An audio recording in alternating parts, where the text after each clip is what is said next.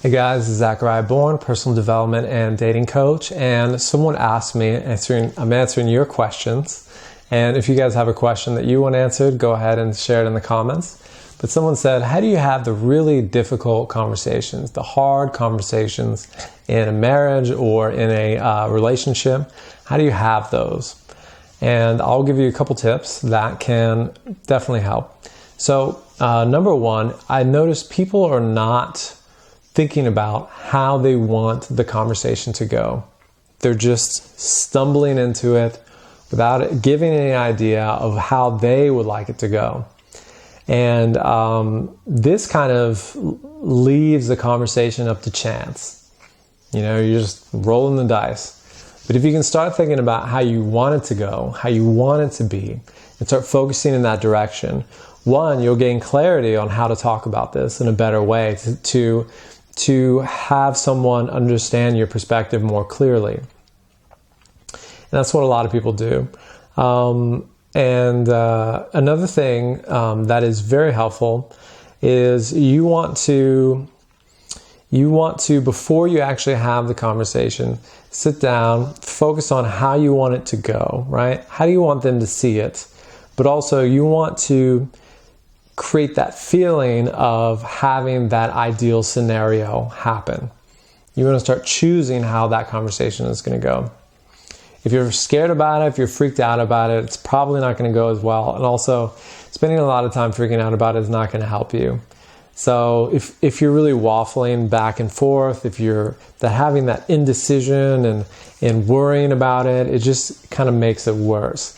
Instead, you want to decide, okay, I want it to go this way, and I'm going to put everything into having it go in this direction. And that will dramatically change how that conversation goes. Dramatically, right? You want to decide how you want it to go. And if it doesn't go that way, even though you've decided, you will have steered it so much more in that likelihood, in that direction, that it's hard to even put words to. And also you'll have a lot more stability within the conversation. And I promise if you don't decide, it can go much worse. So yeah, you want to decide how you want it to go. And your mind can start thinking of ways to convey your ideas, convey the way you feel in a much more clear way. And also that brings me to my next point. You don't want to worry too much about what the other person thinks or thinks of you. And because you can't control that. And so you got to detach from the outcome a bit. You got to detach from the outcome. You go and you present yourself the way you want to present it. You want to focus it in the direction you want it to go. And you want to not worry so much about the other person's reaction, because you can create your life to be how you want it to be no matter what. And so you have to know that you are worthy of what you want. You're worthy of what you want. You want to be focusing on what you want, which you talked about in the first one.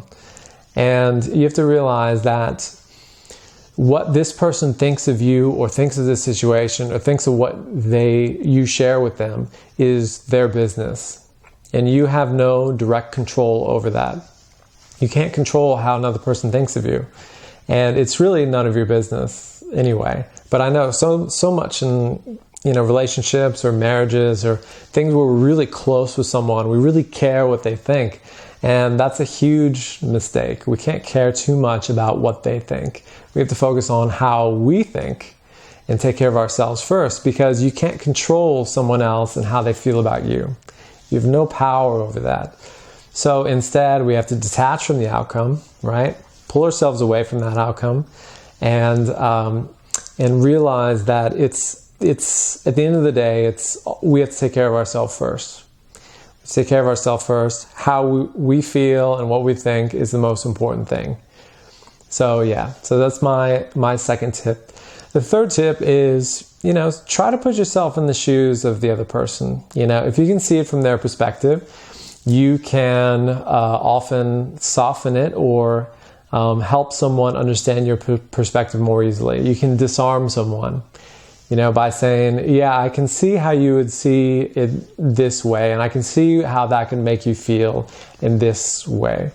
And most of the time people are fighting because they don't feel understood. They feel like the other person is not understanding them, is not listening, is not able to get it. And so when you can affirm to the other person, hey, I get why this would make you feel this way. It probably, really sucks to be in this position or to see it this way. And it disarms them. It helps them to open up to new ideas and understanding. And so if you can do that, and if you can keep, feeling positive emotion toward them throughout, it's huge. Huge. So if you can keep that positive emotion flowing toward this person as you're talking about this maybe difficult situation. Another great little tip would be not to think of it as something that's difficult. And because when you think about it as difficult, it becomes difficult. Think about it as just a conversation, something you want to convey, you want them to understand. Because at all times, people are changing, people are shifting. There's going to be things that come up. There's going to be changes that need to be made. There's going to be renegotiations on commitments or whatever that are going to need to shift or change. This is extremely common and totally a normal part of a relationship because people grow, they change, they evolve in different directions. And the only way that you're able to continue a relationship, this string of beautiful moments that you have together, is to be flexible, be able to evolve with it, and to appreciate that other person all along the way, which is not always the easiest thing to do, but you can. That's the way to do it. So anyway, I hope you guys really enjoyed this video. And, I shared a lot of stuff in this video. It might be good to go back and watch this again if you're about to have a major talk, something that's very important. You may want to go back and get all these little tips together in a row because they will really help you. And I will see you guys in the next video. Hit subscribe on my YouTube or follow me on Instagram. If you're looking for one-on-one coaching, I have a few slots. Go ahead and send me a direct message and I can send you the details. And I look forward to seeing you guys soon. All right, take care.